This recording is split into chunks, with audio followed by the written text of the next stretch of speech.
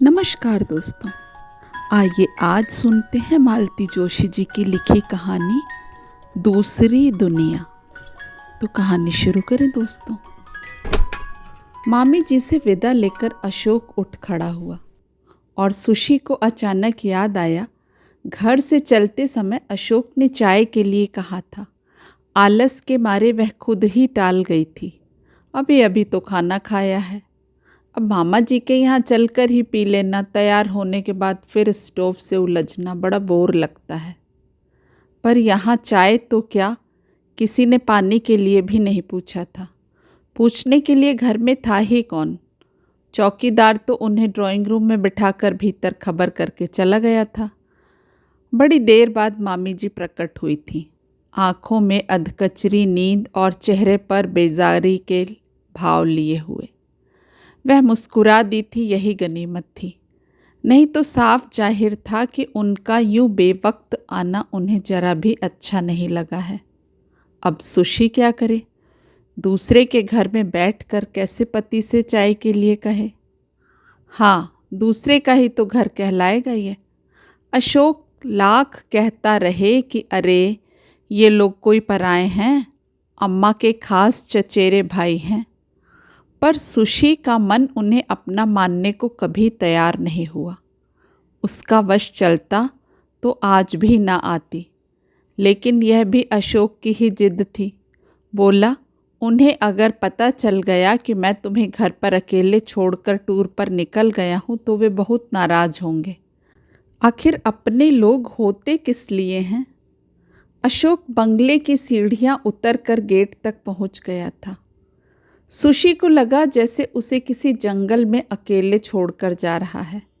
इच्छा हुई कि दौड़कर उसके पीछे चली जाए और कहे, सुनो, तुमने चलते समय चाय का नाम लिया था, कुछ नहीं तो एक इलायची ही मुंह में डाल लो, नहीं तो तुम्हारे लौटने तक मन पता नहीं कैसा कैसा होता रहेगा।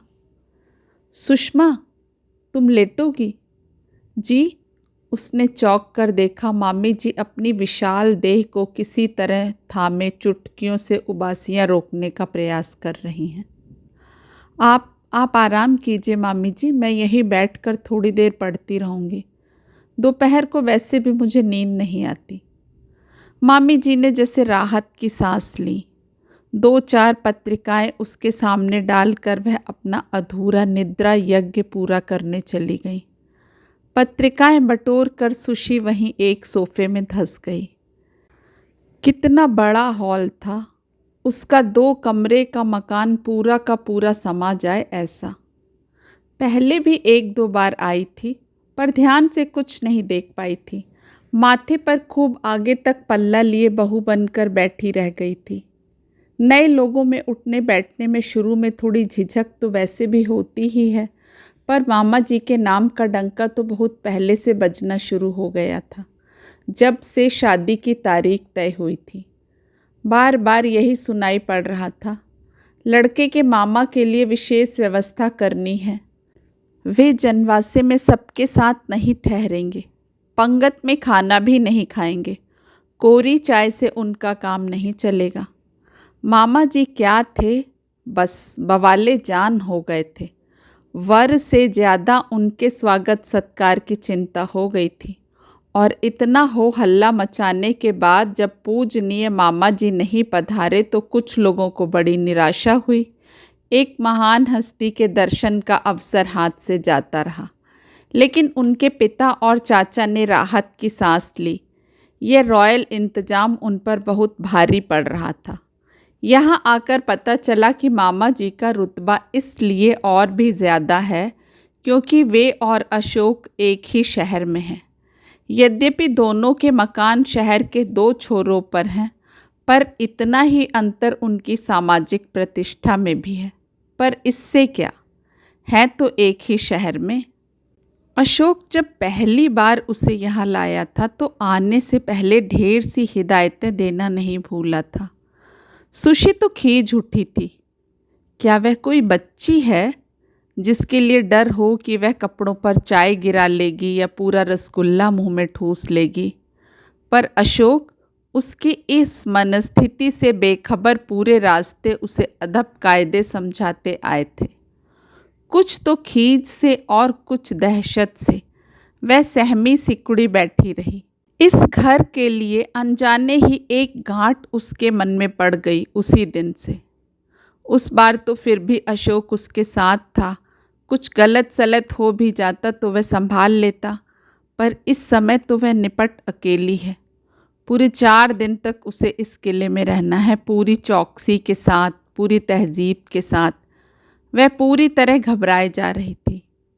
बाहर का गेट खड़का तो सुशी ने उत्सुकता से सिर उठाकर देखा। 8-10 साल की प्यारी सी गुड़िया कंधे पर बस्ता लटकाए बंगले की सीढ़ियाँ फुदकते हुए चढ़ रही थी। भीतर पांव रखा ही था कि सुशी को देखकर ठिठक कर खड़ी हो गई। नमस्ते, सुशी ने पहल की। नमस्ते, झिझका सा उत्तर आया। नहीं पहचाना? आप अशोक भैया की भाभी हैं ना? भाभी तो हम आपकी हैं श्वेता जी, सुशी ने हंसकर कहा। ओह, अपनी भूल का एहसास होते ही पहले तो वह शर्माई और फिर खिलखिलाकर हंस पड़ी। अपरिचय की दीवार भरभरा कर गिर पड़ी सहसा। मम्मी कहाँ हैं? उसने इधर उधर देखते हुए पूछा। सो रही हैं। आपको भूख लगी हो तो चलिए हम नाश्ता करा दें। हमें किचन तो दिखलाइए अपना। सुशी खुश थी कि चलो कुछ तो करने के लिए हुआ। उसने श्वेता के लिए दूध गर्म किया, कुछ नमकीन मिठाई साथ ले आई थी। वह प्लेट में लगा कर दी। खटपट सुनकर तब तक मामी जी उठ आई थी। सुशी ने झटपट 2 कप चाय बना ली। 1 कप मामी जी के सामने रख कर आज्ञाकारी बहू के पोज में खड़ी हो गई। अरे तुमने क्यों तकलीफ़ की सुषमा? राधा आती ही होगी। इसमें तकलीफ़ कैसी, जरा सी चाय ही तो बनाई है, उसने विनम्रता से उत्तर दिया। मम्मी, राधा अभी नहीं आएगी, मैं जल्दी आ गई हूँ। आज पूरे 2 पीरियड पहले छुट्टी हो गई थी। क्यों? हमारी हिस्ट्री वाली मिस के फादर की डेथ हो गई है। अरे, मामी जी ने कहा। फिर बिना किसी टिप्पणी के चाय गटक कर वह फिर कमरे में चली गई, शायद तैयार होने, क्योंकि इसके बाद जब वे नमूदार हुई तो उनका हुलिया एकदम बदला हुआ था। वह बरामदे में बैठी श्वेता से बतियाती रही, उसके स्कूल के सहेलियों के किस्से सुनती रही। शाम ढले मामा जी दफ्तर से लौटे। कौन आया है? उन्होंने आते ही पूछा। सुषमा है, अशोक की बहू। तो उसका सामान तो कमरे में रखवा दिया होता। सुनकर शर्म से गड़ गई सुशी। सच तो उसकी अटैची अब तक वहीं ड्राइंग रूम में पड़ी थी। तब तक तो एक चपरासी उसे लेकर भीतर भी आ गया था और पूछ रहा था, भाभी इसे कहाँ रखना है? क्या बताए वह कि कहाँ रखना है। तब तक मामी जी भी पीछे पीछे चली आई थी। गेस्ट रूम में रह लेंगी सुषमा, या श्वेता के कमरे में लगवा दें? श्वेता जी के साथ ही रह लूँगी मैं, अकेले तो। कहते रुक गई सुशी।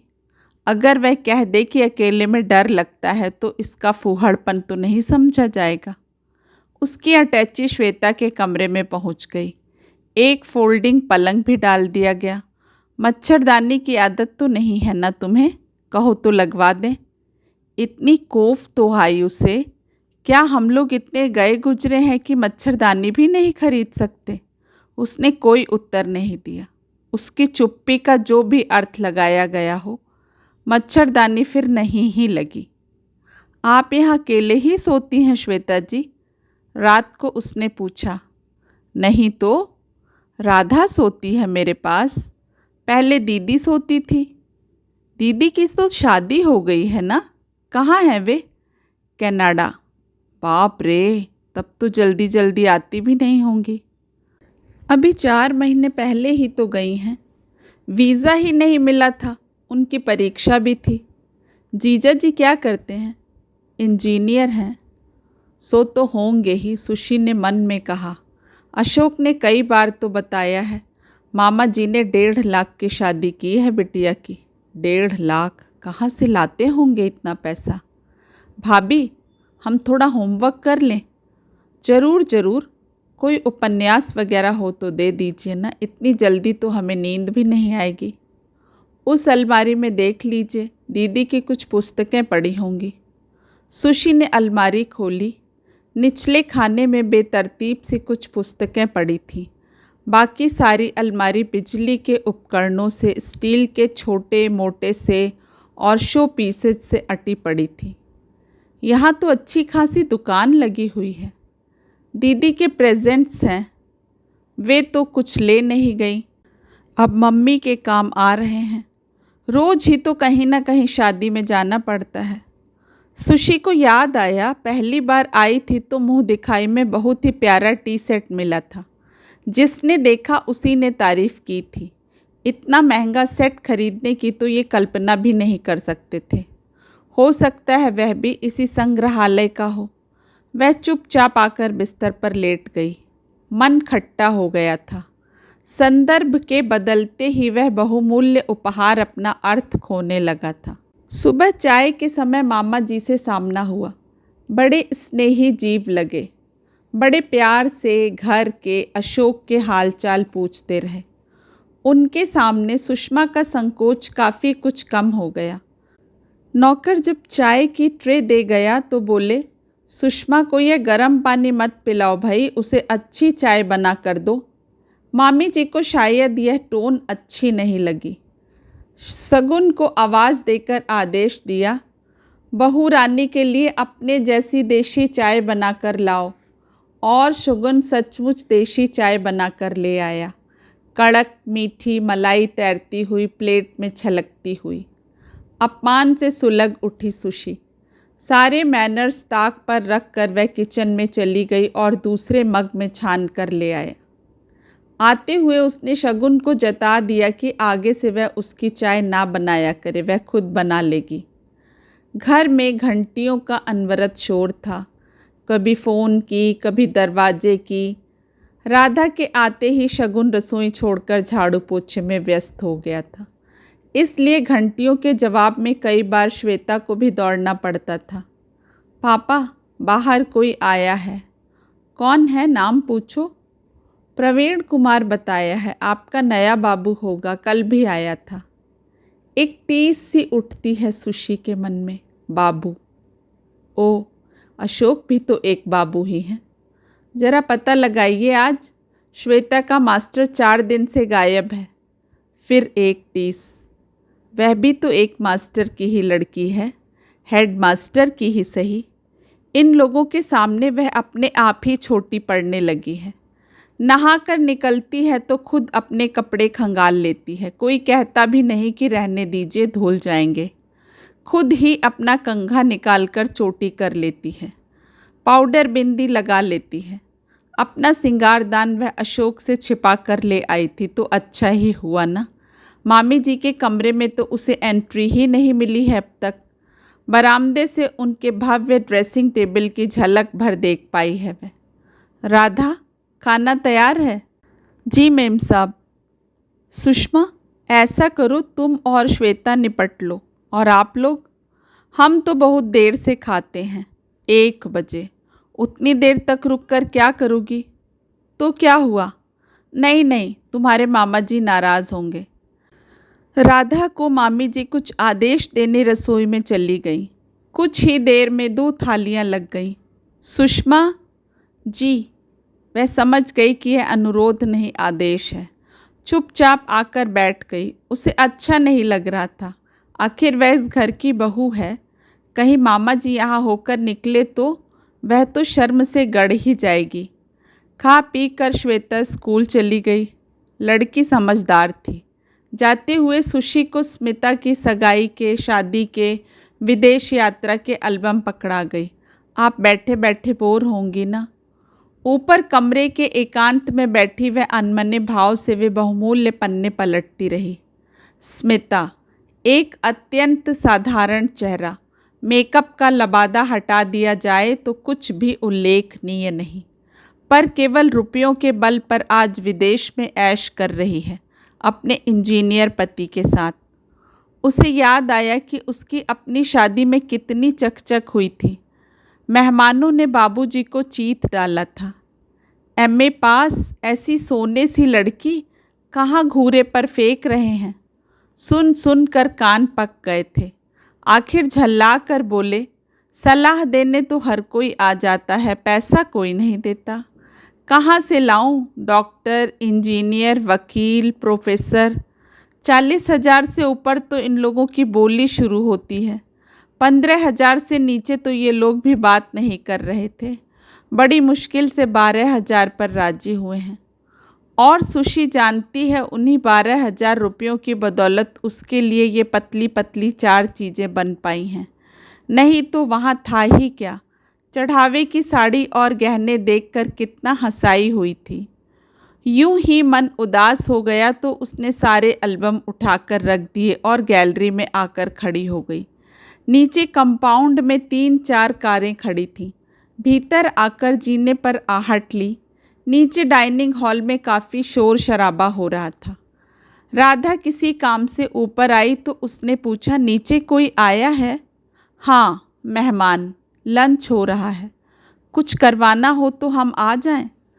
अभी मेम साहब से पूछकर बताती हूँ। वह बड़ी देर तक राधा की प्रतीक्षा करती रही, पर नीचे जाकर वह शायद काम में उलझ गई थी। अपने आप जाने की उसकी हिम्मत नहीं पड़ी। पहले खा लेने का संकोच भी था, फिर एकाएक भान हुआ शायद इसीलिए उसे पहले खिला दिया गया है, और तब वह संकोच एक असहाय रोष में बदल गया। नीचे का गुलगपाड़ा फिर उससे झेला नहीं गया। वह बिस्तर पर आकर लेट रही। रात की अनिद्रा अब रंग ला रही थी। हेलो हनी। चौंक कर उठ बैठी सुषमा। मक्खन का पहाड़ सा उसके सामने खड़ा मुस्कुरा रहा था। हेलो, उसने किसी तरह कहा। तुम? जी, मैं सुषमा हूँ। तभी मामी जी हाँफती हुई ऊपर आईं। तुम यहाँ हो मिसेस शर्मा? वहाँ साहब तुम्हारा इंतज़ार कर रहे हैं। मैं तो श्वेता के लिए ऊपर आई थी। Where is she? इस समय तो वह स्कूल में होती है। ओह आई सी, मुझे लगा मॉर्निंग में जाती है। एंड बाय द वे, ये सुषमा अशोक की, मेरे भांजे की बहू हैं। अभी नवंबर में शादी हुई है। ओह आई सी, अच्छा। Bring her with you tomorrow. आना है इनके साथ सुषमा। अच्छा, सी यू। वे दोनों चली गईं। सुषमा को लगा मामी जी ने घूम कर उसे देखा है, जबकि उसका अपराध कुछ भी नहीं था। उसने तो कमरे के बाहर पैर भी नहीं दिया। अच्छे बच्चों की तरह चुपचाप बैठी रही। उसका अंदाज गलत नहीं था। मेहमानों को विदा करते ही मामी जी शुरू हो गई। मिसेस शर्मा की आदत बहुत गंदी है। क्या? किसी न किसी बहाने से पूरा घर छान मारेंगी। क्या फ़र्क पड़ता है? तुम भी उसके किचन का मुआयना कर लिया करो। वही करूँगी। कल क्लब है उसके यहाँ। लेकिन सुनिए, वह सुषमा को भी इनवाइट कर गई है। तो ले जाओ, क्या फ़र्क पड़ता है। खैर, ले तो जाना ही है, नहीं तो वह सबके सामने पूछ पूछ कर मुझे परेशान कर देगी। लेकिन अब क्या हुआ? यह तो हमेशा का ही रगड़ा हो गया ना। खैर, अभी तो निपट लो, बाद में सोचेंगे। मामा जी ने बेसब्री से कहा और गाड़ी की ओर बढ़ लिए। उन्हें ऑफिस भी तो पहुंचना था। गैलरी में खड़े खड़े सुषमा ने इस पोर्च मीटिंग का एक एक शब्द सुन लिया था। उसका मन सचमुच कहीं जाने का नहीं हो रहा था। वह मज़े से घर पर रह जाती, पर मामी जी नहीं मानी। दूसरे दिन खुद सामने बिठाकर उन्होंने उसका मेकअप किया, अपनी एक साड़ी पहनने को दी, उसकी पर्स का, चप्पलों का मुआयना किया और साथ लेकर चली गई। वहाँ हर एक से उसका परिचय करवाया गया। मेरे भांजे की पत्नी है, you know, he is in finance. बड़ी सफाई से वे हर बार अशोक की बाबूगिरी का उल्लेख करने से बच रही थी, पर हर बार सुशी का कलेजा मुंह को आने लगता। फिर जल्दी ही सब लोग उसे भूल गए और बात साड़ियों, फिल्मों, नौकर, महंगाई से होते हुए विदेश में बसे बेटे बेटियों पर पहुंच गई। सुशी चुप लगाकर बैठी रही। कहने को उसके पास कुछ था भी नहीं। कुछ देर तक रमी होती रही। एक राउंड हाउजी का भी हुआ जिसमें सुशी ने 5 रुपए का दूसरा इनाम जीता। सबसे बाद में खाने का कार्यक्रम। बड़ी सी मेज पर कलात्मक ढंग से सजी ढेर सी चीज़ें थीं। वह जरा भी रुचि नहीं ले पा रही थी। एक डर सा बैठ गया था कि वह कुछ गलत तो नहीं कर रही। उंगलियां सॉस में सनी तो नहीं, चम्मच जोर से बजी तो नहीं, उसने नैपकिन ठीक से तो पकड़ा है ना। समोसा क्या चम्मच से खाया जा सकता है? चीज़ पकौड़ा क्या होता है? इसमें अंडा तो नहीं। खाने की अपेक्षा वह निरीक्षण में ही ज़्यादा व्यस्त थी। नाभि दर्शना साड़ियों में उभरी पेट की सलवटें, स्लीवलेस ब्लाउज से निकली अनावृत पुष्ट बाहें, मेकअप की परतों में यदा कदा झांकती उम्र उसकी माँ की, सास की उम्र की होंगी, पर किस यत्न से अपने को सहेजे हुए हैं। हाथों से फिसलते यौवन को प्राण प्रण से थामे हुए हैं, जैसे दुनिया का यही सबसे महत्वपूर्ण काम है। इन लोगों ने कभी बुरादे की सिगड़ी पर खाना नहीं बनाया होगा। धुआंती रसोई में बैठकर सेर सेर भर दाल नहीं पीसी होगी। सस्ते सोडा साबुन में गले 2-2 बाल्टी कपड़े नहीं धोए होंगे। सास ससुर देवर नंदों के हुजूम में इन्हें अपनी हर इच्छा का गला नहीं घोटना पड़ा होगा। तभी तो शादी वाले दिनों की एक बात अभी उसके मन में ताज़ा थी। अशोक छुट्टी समाप्त कर भोपाल लौट रहा था। माँ जी ने मामा जी लोगों के लिए कुछ मिठाई साथ में रख दी थी। अशोक ने इत्मीनान से लड्डुओं का वह पैकेट परे रखते हुए कहा, मिठाई की चिंता मत करो, मैं स्वीट हाउस से बंधवा लूँगा। पर मामी जी के लिए साड़ी देने की बात थी ना, उसका क्या हुआ? माँ जी फुफकार उठी, साड़ी क्यों दूंगी मैं? ना खुद आया ना बहू को भेजा, डर गया होगा कि भांजे की शादी में पेट्रोल फूंक जाएगा। फिर बेमन से उन्होंने एक साड़ी लाकर अशोक को पकड़ा दी थी। अशोक देखते ही उबल पड़े थे। यह साड़ी लेकर जाऊंगा वहाँ, कमाल करती हो। गुस्से में आकर तब पिताजी ने एक अमेरिकन जॉर्जेट कामदार उसके सामने पटक दी थी। ले जाओ इसे, इससे अच्छी साड़ी अब घर में नहीं है।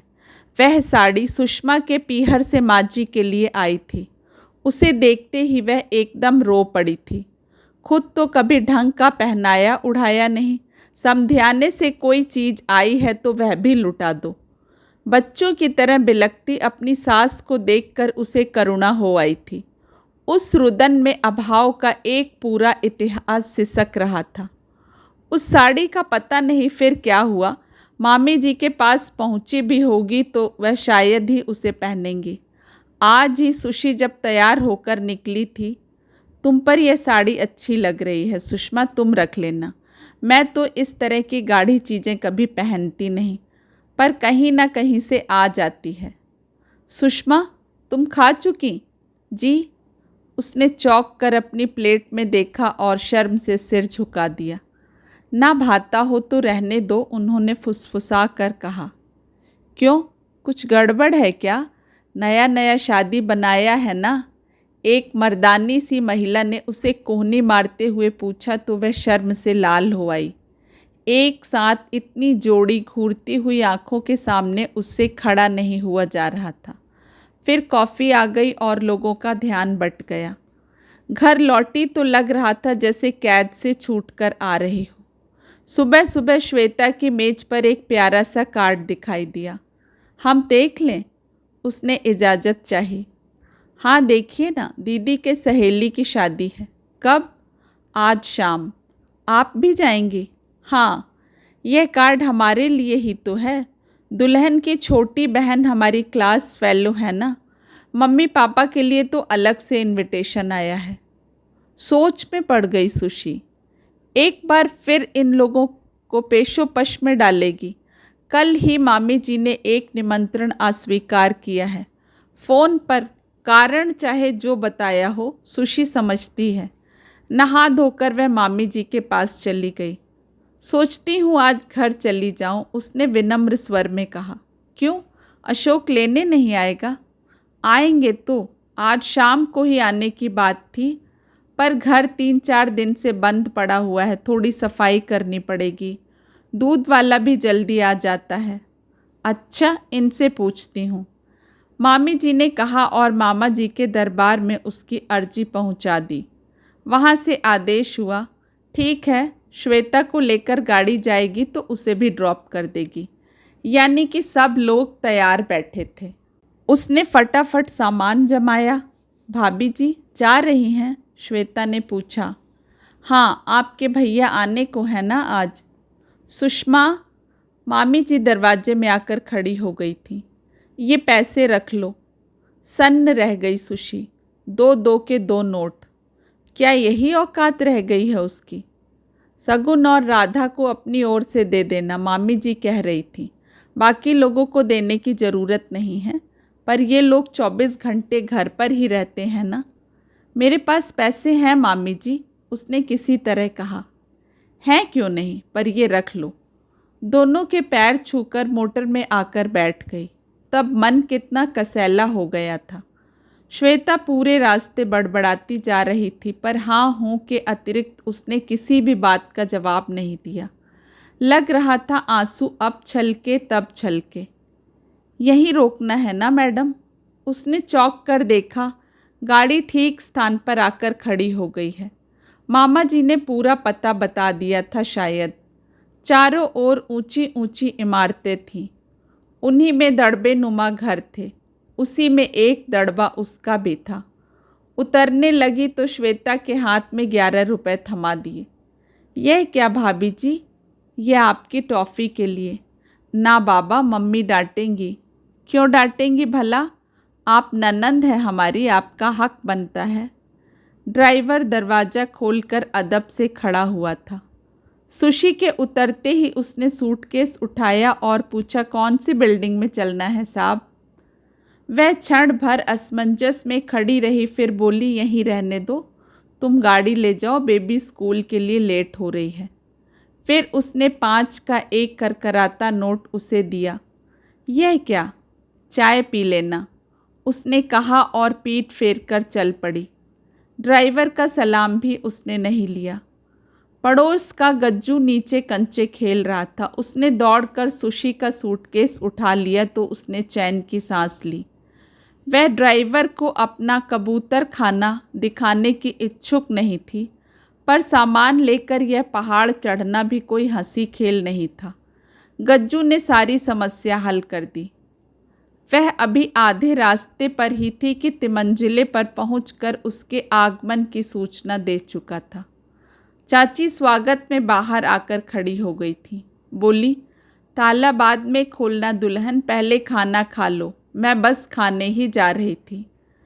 मैं वहाँ से खाकर चली थी चाची, उसने कहना चाहा, पर चाचा ने तब तक उसके लिए आसन डाल दिया था। रोटी, आम का अचार, अरहर की दाल और भरवा बैंगन। भोजन की घरेलू सुगंध नथुनों में भरते ही उसकी भूख एकदम जाग उठी। लगा पिछले 4-5 दिनों से उसने कुछ नहीं खाया है। दोस्तों, आशा करती हूँ कहानी आपको पसंद आई होगी। अपना कीमती समय देने के लिए आप सभी का हार्दिक आभार। कल फिर मिलेंगे एक नई कहानी के साथ। आप सभी का समय शुभ हो। नमस्कार।